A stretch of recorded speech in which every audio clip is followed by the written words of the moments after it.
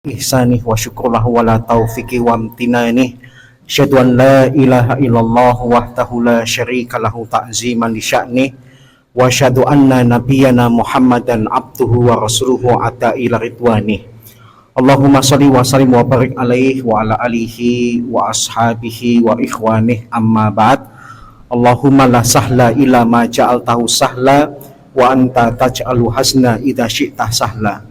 Allahumma inni a'udzubika min qalbin la yakhsha wa min tu'ain la yusma wa min nafsin la tashba wa min ilmin la yanfa. Allahumma inni a'udzubika min haulal arba. Alhamdulillah, pada kesempatan pagi hari ini Allah Subhanahu wa taala masih memberikan kepada kita kesempatan untuk memperbarui keimanan kita dan menambah rasa syukur kita kepada Allah. Semoga setiap hari yang Allah berikan kepada kita adalah hari yang berkualitas, hari yang menjadikan kita insan yang bertakwa, Allah ridho kepada kita dan kelak masukkan kita ke dalam surganya. Bapak dan Ibu yang semoga dirahmati Allah, kajian kita pada pagi hari ini melanjutkan membahas hadis-hadis yang terdapat dalam kitab Al-Arba'in An-Nawawiyah. Sekarang kita masuk ke hadis ke-33. Hadis 33 An Ibnu Abbas radhiyallahu anhuma, dari Ibnu Abbas semoga Allah ridho terhadap beliau dan kedua orang tua beliau. Anna Rasulullah sallallahu alaihi wasallam qol, bahwasanya Rasulullah sallallahu alaihi wasallam bersabda, lau yu'tan nasu bidakwahum, jika semua orang diberikan apa yang mereka dakwakan hanya dengan dakwaan mereka, latta'a rijalun amwala qaumin wa tima'ahum, maka akan banyak orang yang mendakwakan harta dan jiwa orang lain. Walakinil bayyinah alam mudda'i wal yaminu alaman ankara, namun seharusnya yang mendakwa harus mendatangkan bukti dan terdakwa yang mengingkari harus bersumpah. Hadisun Hasan Rahul Baihaqi hakada, diriwayatkan oleh Imam Al-Baihaqi dengan sanad yang hasan, dan seperti ini adanya. Ba'duhu fi sahihain, sebagiannya terdapat dalam Sahihul Bukhari dan Sahih Muslim.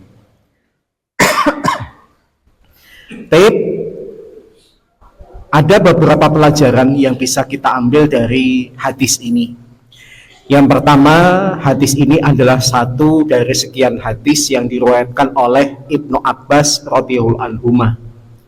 Siapakah Ibnu Abbas? Sering kita bahas. Beliau adalah sepupu Rasulullah SAW, anak dari paman beliau yaitu Al-Abbas bin Abdul Muthalib, yang dilahirkan 3 tahun sebelum Nabi itu hijrah, alias ketika Nabi wafat pada tahun 10 Hijriah, usianya baru 13 tahun.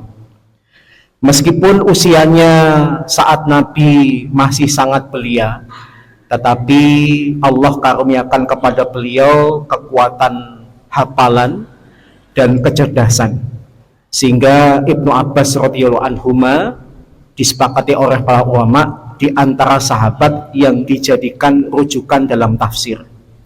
Bahkan Al-Imam Ad-Dahabi dalam kitab Syiaru A'lamin Nubala mengatakan habrul ummah wa imamu tafsir. Dia adalah panutan umat dan imam dalam tafsir. Di dalam masa pertemuan beliau dengan Nabi, beliau berkesempatan untuk diboncengkan oleh Nabi di seekor keledai. Nabi pernah berboncengan dengan Abdullah bin Abbas di seekor keledai, sambil Nabi memberikan nasihat khusus kepada Abdullah bin Abbas dan maknanya umum kepada umatnya. Nabi bersabda, ihfadillah yahfadka, ihfadillah tajidhu tujahak, jagalah Allah niscaya Allah akan menjagamu. Jagalah Allah niscaya engkau akan mendapatkan Allah berada di hadapanmu. Meskipun secara kejadian hadis itu ditujukan kepada Abdullah bin Abbas, tapi maknanya secara umum diberikan kepada umat Nabi Muhammad SAW. Kemudian ada banyak hadis yang diriwayatkan oleh Abdullah bin Abbas dari Rasulullah langsung maupun dari sahabat-sahabat yang lain, dan beliau wafat pada tahun 65 Hijriah dan ada yang mengatakan tahun 68 Hijriah. Itu profil singkat tentang perawi hadis ini, yaitu Abdullah bin Abbas radhiyallahu anhuma. Adapun hadis ini adalah hadis yang sangat penting karena hadis ini berkaitan dengan masalah hukum. Kalau vonis itu dijatuhkan hanya dengan dakwaan atau pengakuan saja, niscaya akan banyak orang mengklaim harta, jiwa, dan bahkan kehormatan orang lain. Oleh karena itu, dalam rangka menutup kekacauan ini, Rasulullah SAW memberikan kaidah al-bayyinah ala man yadda'i wal yaminu ala man angkar. Orang yang menuduh harus mendatangkan bukti, dan yang tertuduh apabila mengingkari harus bersumpah. Ini posisi kedudukan hadis ini. Bahkan hadis ini dijadikan asas peradilan, karena kasus-kasus dalam peradilan itu ketika ada sengketa, maka orang yang menuntut keadilan harus mendatangkan bukti, dan orang yang dituntut apabila mengingkari kejadian tersebut cukup dengan bersumpah. Kenapa orang yang menuntut harus mendatangkan bukti? Karena orang yang mendakwa atau menuntut itu posisinya lemah, maka dia harus mendatangkan penguat atas dakwaannya. Maka terbentuklah sebuah kaidah, kullu da'wa bila bayyinah fahiya batilah sakitah illa an aqral mudda'a alaih. Seluruh dakwaan yang tidak disertai dengan bukti maka batal dan tertolak, kecuali orang yang terdakwa mengakui atas dakwaan tersebut. Sebagai contoh, misalnya si A pada saat itu membawa sebuah sepeda, kemudian datanglah si B yang mengaku sepeda tersebut adalah miliknya. Dari segi hukum, pada hakikatnya yang lebih dimenangkan adalah si A, karena barang itu ada pada dirinya. Maka si B ketika mengatakan sepeda itu adalah sepedanya, harus mendatangkan bukti atau saksi atau indikator-indikator yang bisa dikuatkan bahwasanya sepeda itu miliknya, bukan milik si A. Paham ya? Jadi hadis ini sangat penting berbicara tentang dakwaan seseorang itu baru terbukti kalau ada buktinya, saksinya, atau indikatornya. Kalau dalam kejadian itu tidak ada bukti, maka Islam memperbolehkan ada penguat-penguat yang lain. Yang pertama, bisa adanya saksi, dan yang kedua adalah adanya indikator-indikator yang menunjukkan kebenaran klaim dari orang yang mendakwa. Terdapat di dalam Al-Quran maupun di dalam hadis beberapa contoh indikator-indikator yang dikuatkan untuk mengklaim bahwasanya dakwaan si pendakwa itu dimenangkan di dalam Islam. Kita ambil contoh misalnya kisah Nabi Yusuf alaihissalam ketika beliau didolimi oleh saudara-saudaranya, kemudian dimasukkan ke dalam sumur. Ketika saudara-saudara Nabi Yusuf itu merasa dengki terhadap perhatian ayah mereka terhadap Nabi Yusuf, mereka kemudian melakukan makar, diantaranya diajak bepergian. Di dalam bepergian itu kemudian Nabi Yusuf didolimi, pakaiannya dilepas, kemudian dimasukkan ke dalam sumur. Ketika pulang, kemudian saudara-saudara Nabi Yusuf mengatakan kepada ayahnya bahwasanya Yusuf dimakan oleh serigala, Yusuf meninggal. Dan mereka mendatangkan bukti berupa pakaian yang ada darah hewannya. Kisah ini bisa kita temukan dalam surat Yusuf dari ayat 16 sampai 18. terkait dengan pakaian yang dibawa oleh saudara-saudara Nabi Yusuf. Ayah Nabi Yusuf sendiri sebenarnya tidak langsung percaya, karena kalau seandainya Yusuf itu mati dengan keadaan diterkam oleh serigala, harusnya pakaian itu sobek, ada bekas gigitannya. Dan yang kedua, darah yang harusnya nempel pada baju tersebut harusnya darah manusia, tapi yang didatangkan kepada beliau adalah darah binatang yang dilumurkan kepada baju tersebut, sehingga ayah Nabi Yusuf alaihissalam mengungkapkan di dalam Al-Quran, bal sawalat lakum anfusukum, hanya kalian saja yang menganggap peristiwa yang salah ini adalah peristiwa yang benar. Artinya meskipun beliau tidak punya bukti, tapi ada indikator bahwasanya pernyataan dari anak-anaknya didustakan oleh ayahnya. Ini contoh kasus yang pertama. Kemudian kisah yang kedua masih tentang Nabi Yusuf alaihissalam ketika digoda oleh seorang wanita bangsawan yang di dalam hadis konon namanya adalah Zulaikha. Ketika Nabi Yusuf alaihissalam berada di rumah si perempuan, yang si perempuan itu melakukan makar dengan cara di rumah hanya mereka berdua, kemudian seluruh pintu dan jendela ditutup, dan si perempuan mengajak Nabi Yusuf untuk berzina. Tapi kemudian Nabi Yusuf menolak ajakan berzina tersebut. Kemudian akhirnya Nabi Yusuf lari menuju pintu untuk keluar dari rumah tersebut dan disusul oleh si perempuan. Kemudian akhirnya ketika mereka keluar dari rumah, timbul desas-desus atau fitnah yang menuduh bahwasanya mereka berzina. Takut kalau kemudian dituduh berzina, maka Zulaikha mengatakan balasan orang yang sudah kita berikan kebaikan di keluarga kita, tetapi dia membalasnya dengan keburukan, hanyalah dengan dipenjara atau dengan siksaan yang pedih.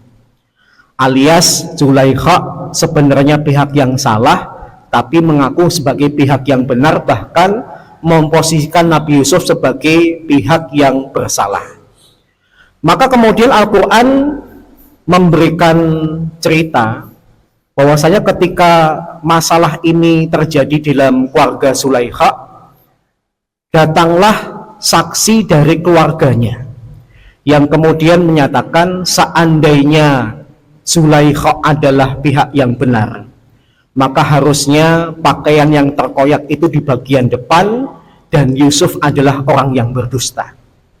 Tapi kalau kemudian pakaian yang terkoyak di pakaian Yusuf adalah bagian belakang, maka yang berdusta adalah Zulaikha dan Yusuf adalah orang yang jujur.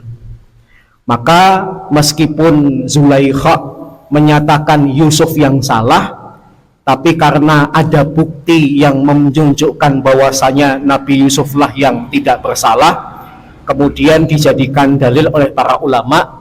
Inilah salah satu metode Islam di dalam menentukan siapa yang salah, siapa yang benar. Kemudian kisah yang ketiga, yaitu kisah yang terjadi di zaman Nabi Daud dan Nabi Sulaiman. Pada saat itu ada dua wanita yang masing-masing memiliki bayi. Satu wanita usianya sudah tua dan satu wanita masih muda. Ketika mereka melakukan aktivitas bersama, bayi yang mereka bawa diletakkan di tempat yang sama.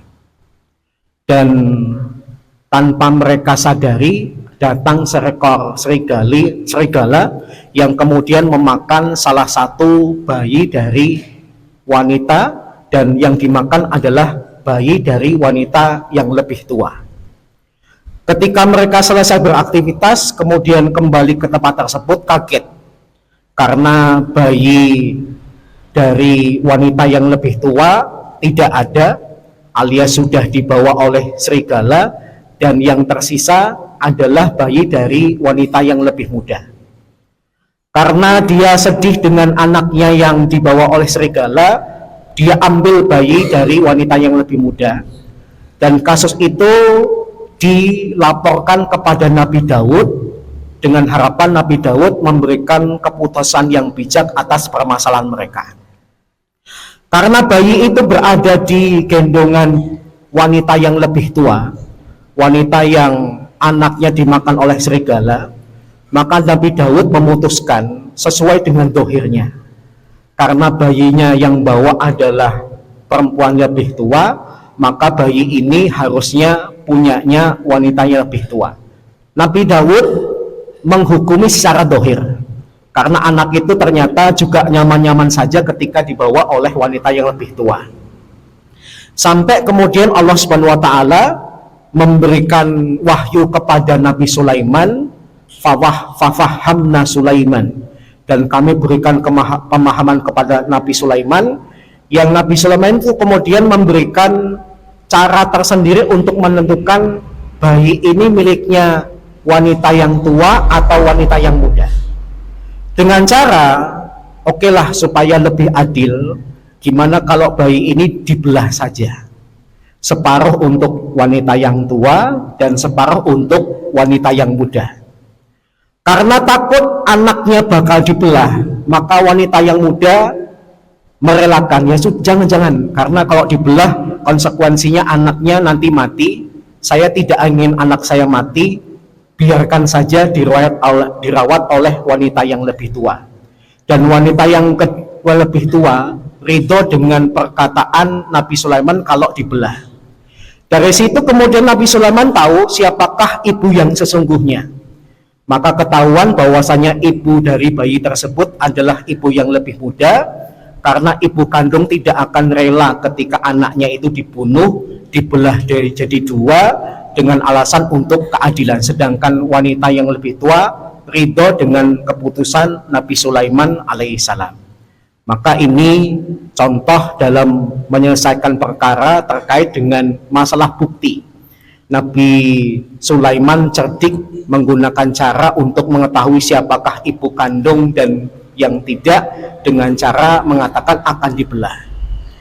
Kemudian terjadi juga di dalam hadis, di dalam kisah-kisah yang terjadi di zaman Nabi. Di zaman Nabi, ketika Nabi tinggal di Madinah itu ada komunitas Yahudi, diantaranya Bani Nadir, yang dipimpin oleh seorang tokoh yang bernama Hatib bin Huyai.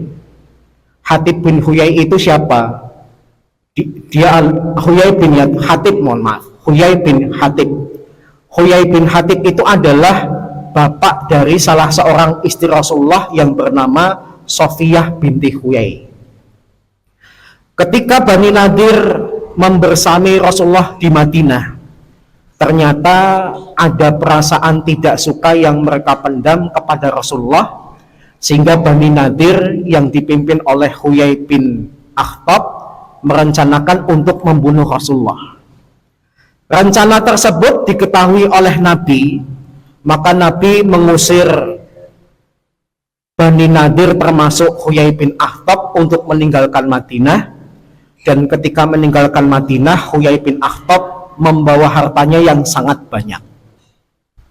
Pada tahun 5 Hijriah, Huyai bin Akhtab memprovokasi orang-orang Madinah yang Yahudi, sisa orang-orang Yahudi yang tinggal di Madinah, untuk menyelisihi atau alias mengkhianati Nabi ketika Nabi akan berperang. Maka Nabi mengambil sikap tegas, orang-orang yang mengkhianati Nabi dibunuh, bahkan termasuk Huyai bin Akhtab dan sukunya.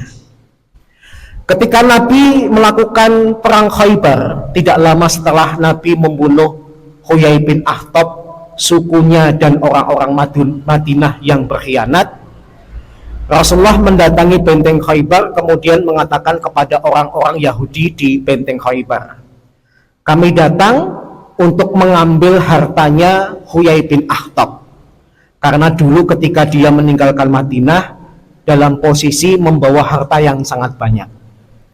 Maka orang yang berada di benteng Khaybar itu mengatakan, udah nggak ada lagi hartanya Huyai bin Akhtab, hartanya sudah habis untuk biaya perang.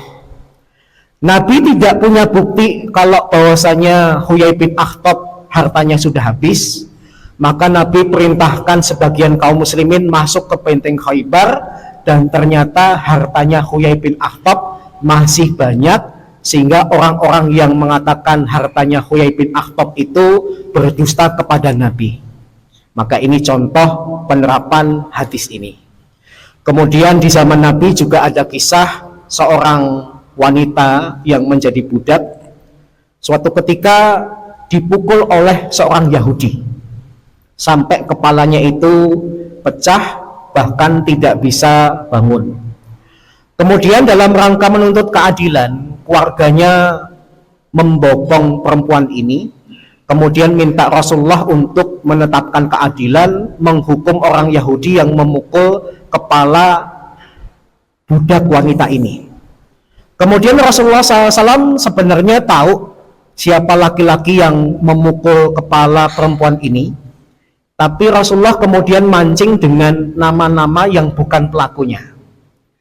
Rasulullah kemudian tanya kepada perempuan ini, apakah namanya Fulan? Kemudian dia geleng.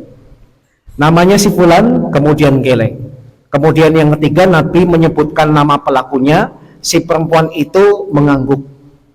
Meskipun tidak ada bukti yang mengatakan bahwasanya si pelakunya adalah si Yahudi tadi, tapi karena perempuan ini sudah memberikan kesaksian yang kesaksiannya tidak bisa terbantah karena dia menjadi korban, akhirnya Rasulullah perintahkan untuk menangkap laki-laki Yahudi tersebut dan kemudian dihukum mati.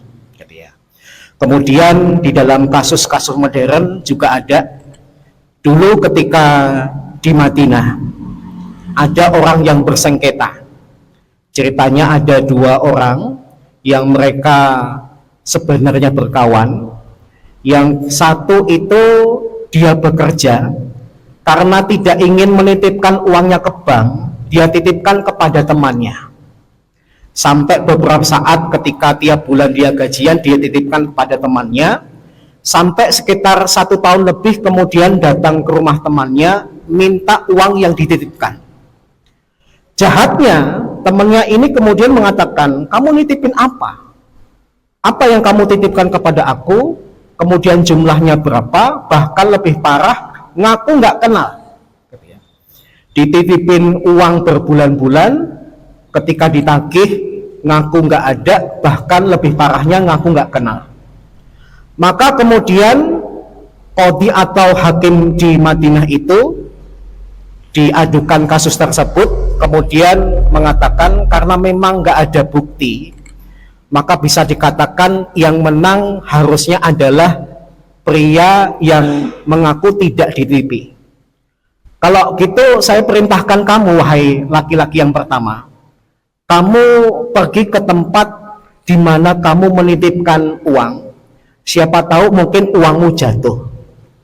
Maka karena hakim perintahkan dia kembali ke tempat dia menitipkan uang, dia kemudian pergi. Setelah beberapa saat, sekitar 5 menit, hakimnya ngomong kepada laki-laki yang mengaku tidak dititip uang, bahkan tidak kenal. Kemudian hakim ngomong, kok lama banget ya, nggak balik-balik. Kemudian laki-laki kedua ini bilang, ya gimana bisa balik cepat, uang tempatnya jauh. Dari situ kemudian ketahuan, ternyata orang ini kenal, bahkan ingat peristiwa ketika menitipkan uang itu di mana.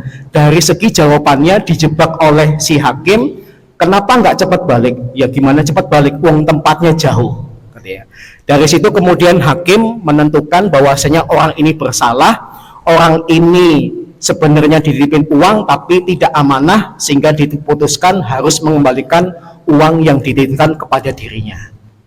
Kemudian kisah yang terakhir disampaikan oleh seorang hakim juga yang merupakan salah satu guru kami, namanya Syekh Atiyah Salim. Beliau bercerita bahwasanya dulu ada orang yang datang kepada beliau yang mengaku diberikan amanah diberikan amanah oleh perusahaannya untuk menyimpan sebuah barang. Kemudian barang tersebut karena dia akan bepergian, dia berikan kepada temannya yang kisahnya hampir mirip dengan kisah sebelumnya. Ketika temannya ini dia amanahkan untuk menjaga barang dari perusahaannya, kemudian dia tinggalkan, setelah kembali dia nagih kepada temannya terhadap barang tersebut. Dan ternyata temannya ngakunya tidak dapat barang, bahkan tidak ada bukti kalau dia dititipin barang. Karena ini adalah amanah perusahaan yang jumlahnya besar, dia adukan kepada Syekh Atiyah bin Salim. Kemudian Syekh Atiyah bin Salim triknya sama dengan hakim sebelumnya. Dia memutuskan karena kamu tidak dapat bukti, ya sudah, berarti kamu pihak yang bersalah, harus menanggung kerugian perusahaan atas barang yang diamanahkan kepadamu. Karena tidak puas, marah, sempat laki-laki itu mengata-ngatai Syekh Atiyah Salim, kemudian pergi. Kemudian Syekh Atiyah Salim mengatakan kepada laki-laki tersebut dengan cara pertama-tama ngobrol biasa, sampai kemudian akhirnya dijebak. Kira-kira barang yang dititipkan sama laki-laki tadi itu kalau dijual zaman sekarang harganya mahal atau murah? Kemudian laki-laki itu tidak sadar kalau sedang dijebak, kemudian mengatakan mahal, bahkan sedang mahal-mahalnya. Maka kemudian Syekh Atiyah Salim langsung tahu, wah, ternyata kamu benar-benar membawa barang temanmu itu, dan kamu saya hukum harus mengembalikan, bahkan plus dapat hukuman penjara. Maka ini salah satu pembuktian dari atau pelaksanaan dari sabda Nabi SAW. Dan yang terakhir, hadis ini bukan cuma bisa dikaitkan dengan hukum, hadis ini juga bisa dihubungkan dengan perkara akidah. Kalau kita kemudian mengaku, maka pengakuan itu harus ada buktinya. Kalau kita mengaku muslim, kita mengaku ahlu sunnah wal jamaah, cinta kepada Allah dan Rasulnya, harus ada buktinya. Sebagaimana ketika Allah Subhanahu wa taala mengatakan, "Qul in kuntum tuhibbunallaha fattabi'uni." Jangan cuma ngaku cinta Allah dan Rasulnya, tapi tidak mengikuti apa yang dilakukan oleh Rasulullah, alias mengamalkan sunnah-sunnah Rasulullah. Orang yang mengaku cinta kepada Allah dan Rasulnya digambarkan seperti hadis ini, orang yang mendakwa tapi tidak mendatangkan bukti. Maka supaya dakwaannya itu benar, harus ada buktinya. Bukti kalau kita cinta Allah dan Rasulnya harus dengan mengikuti sunnah-sunnah Rasulullah. Demikian juga ketika kita mengaku memiliki akidah ahlu sunnah wal jamaah, berarti kita harus mengingkari paham-paham yang bertentangan dengan akidah ahlu sunnah wal jamaah. Ngakunya akidahnya ahlu sunnah wal jamaah, tapi mengapresiasi akidahnya Syiah, akidah-akidah yang mengundang kepada kesyirikan, maka hal tersebut bukan bukti kita sebagai pengikut akidah Ahlussunnah wal Jamaah yang dibenarkan di dalam Islam. Baik, demikian yang bisa saya sampaikan, kurang lebihnya mohon maaf. Mungkin ada pertanyaan pekan kemarin saya lupa, Pak. Masih ingat?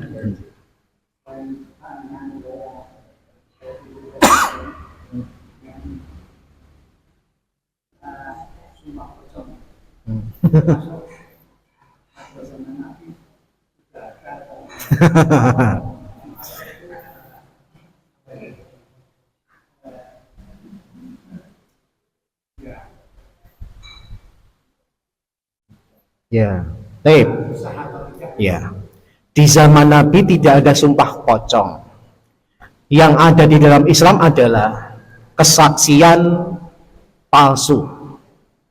Kalau kemudian kesaksian seseorang diragukan kebenarannya, maka dia wajib bersumpah kepada Allah 3 kali, dan yang keempat dia kemudian bersumpah, jika kesaksian saya ternyata bertentangan dengan fakta, alias kesaksian saya adalah kesaksian palsu, saya siap menerima hukuman dari Allah fid dunya wal akhirah.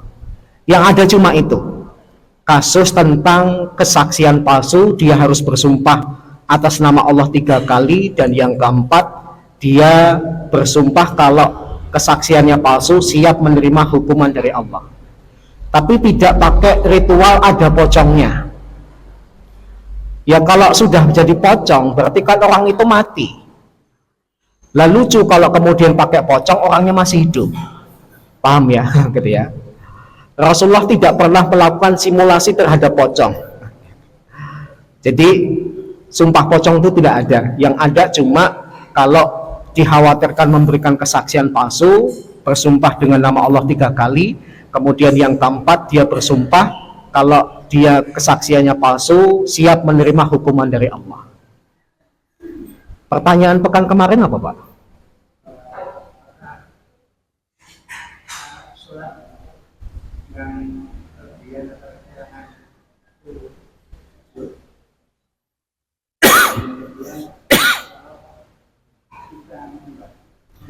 Kasus yang pertama dulu tentang kurang dan lebihnya rakaat dalam sholat, yang kemudian diwujudkan dengan sujud sahwi. Ya, itu yang ditanyakan. Itu saya jawab dulu. Kalau terkait dengan sujud sahwi, para ulama membedakan antara merasa kurang dan merasa lebih, dan ingatnya sebelum salam atau sesudah salam. Kalau kemudian dia merasa kurang, maka dia wajib sebelum sujud sahwi itu menambahkan rakaat yang dirasa belum dia lakukan. Tidak cukup dia merasa kayaknya baru 3, harusnya 4. Tidak cukup dengan keyakinan itu saja. Tetap dia harus menambah 1 lagi, kemudian baru sujud sahwi. Adapun kalau dia merasa kelebihan, dia langsung melakukan sujud sahwi. Itu kalau kasusnya ingatnya sebelum salam. Ada juga kejadian Nabi itu baru ingat setelah salam, lebih tepatnya diingatkan. Suatu ketika Nabi itu pernah sholat duhur 5 rakaat, dan tidak ada sahabat yang menegur, khawatir mungkin direvisi gitu ya. Maka ketika Nabi sholat 5 rakaat, para sahabat tidak menegur, mungkin karena sudah direvisi. Ketika Nabi sudah salam, kemudian Nabi akan kembali ke rumah, salah seorang sahabat memanggil Nabi, kemudian bertanya, apakah sholat duhur sudah direvisi Rasulullah? Nabi bertanya, lah kenapa? Anda tadi sholat duhur 5 rakaat. Kemudian Nabi mengatakan, kenapa saya tidak diingatkan ketika sebelum salam? Kemudian Nabi melakukan sujud sahwi sesudah salam.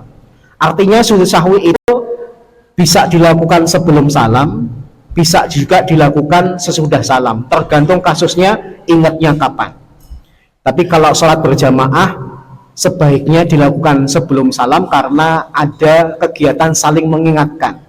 Tapi kalau sholat sendirian, ya dia akhirnya harus ingat sendiri, ternyata baru ingat apakah kurang atau lebih, terpaksanya harus dilakukan sesudah salam.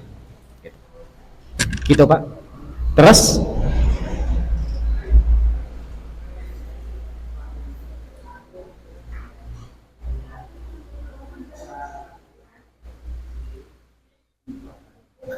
itu Mas. Iya. Gimana? Ya, inama ju'ilal imamul yutamma bih. Sesungguhnya imam itu dijadikan untuk diikuti. Cuma para ulama berbeda pendapat. Ketika imam salah, apakah makmum juga harus mengikuti kesalahannya? Ada yang mengatakan harus diikuti kesalahannya. Ketika salah ya ikutan salah. Masalah negur belakangan. Tapi ada juga yang mengatakan biar imam yang salah, makmum negur tidak ikut mengikuti. Paham ya? Dan saya lebih memilih pendapat yang kedua. Ketika imamnya salah, kita peringatkan dengan subhanallah, dia tetap melakukan dia saja, sedangkan makmumnya diam. Dua pendapat ini diamini oleh para ulama, tapi yang lebih banyak adalah pendapat yang kedua. Kalau imamnya salah biar dia, kita sudah memperingatkan, kita ikuti yang benernya saja. Wallahu a'lam. Nggih.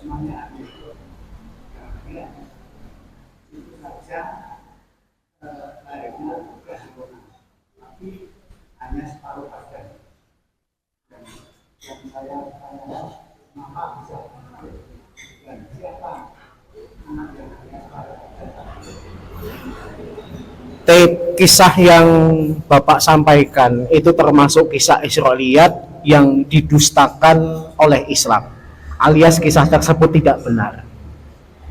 Sebenarnya jumlah istri Nabi Sulaiman itu kalau dalam versi Islam tidak diketahui jumlahnya.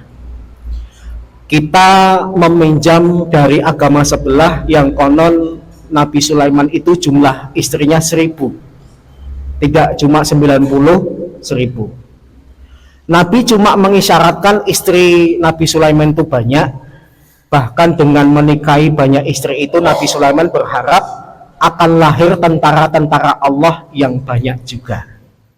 Sedangkan kisah istrinya digauli yang hamil cuma 1 kemudian anaknya tidak sempurna itu tidak ditemukan dalam versi Islam. Adanya versi Israiliyat yang sanadnya bermasalah alias bisa dikatakan palsu, gitu Pak. Ya, sehingga tidak perlu kita lanjutkan kenapa hikmahnya anaknya cuma 1 dan cacat, karena kisahnya cacat, gitu ya. Kisahnya tidak bisa dipercaya, kisah Israiliyat yang tercampur antara benar dan salah, asli atau palsu. Gitu. Wallahu a'lam. Itu kisah Israiliyat, Bapak.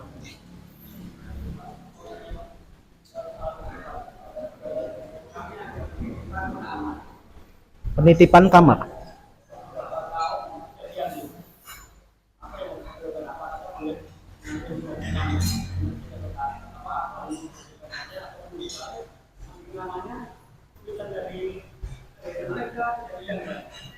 Apa?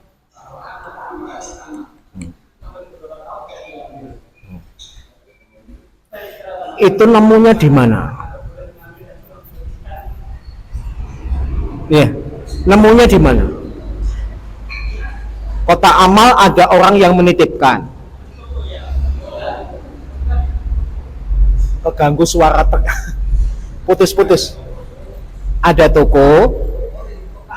Oh, dititipin kotak amal. Oh ya, yang di toko-toko ya. Terus sudah beberapa lama tidak ada orang yang mengambil dan tulisan di kotak amal tersebut sudah hilang atau tidak terbaca. Maka apa yang harus kita lakukan?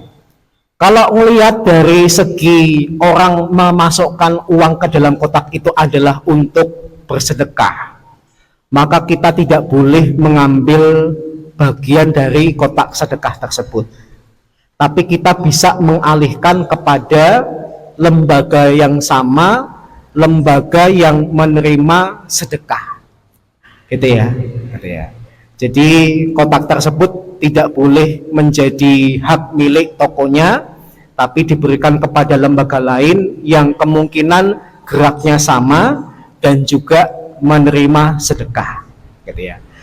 Dengan harapan kalaupun misalnya lembaga yang bikin kotak itu tidak dapat manfaat duniawinya, tapi dengan uang yang sudah terkumpul dimanfaatkan oleh yayasan lain, mereka mendapatkan pahalanya. Paham ya? Wallahu a'lam. Ditaruh di masjid,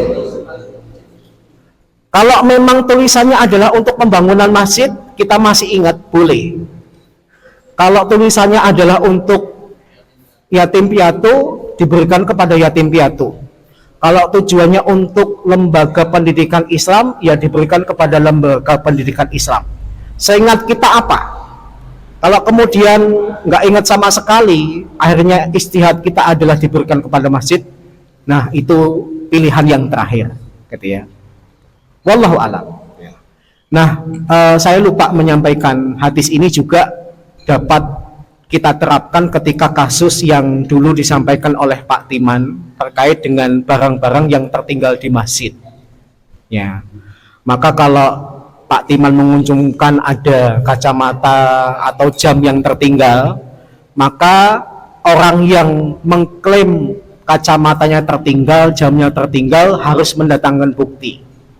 Buktinya apa? Mungkin bisa menyebutkan ciri-cirinya. Kacamatanya, frame-nya apa, bentuknya besar atau kecil, nah itu bisa. Atau jam dengan merek apa, warna apa, sport atau jam klasik, nah itu bisa sebagai indikator bahwasanya dia pemiliknya. Jadi hadis ini maknanya luas, bukan cuma masalah hukum saja, tapi juga masalah klaim terhadap barang yang tertinggal, barang yang hilang, dan sebagainya.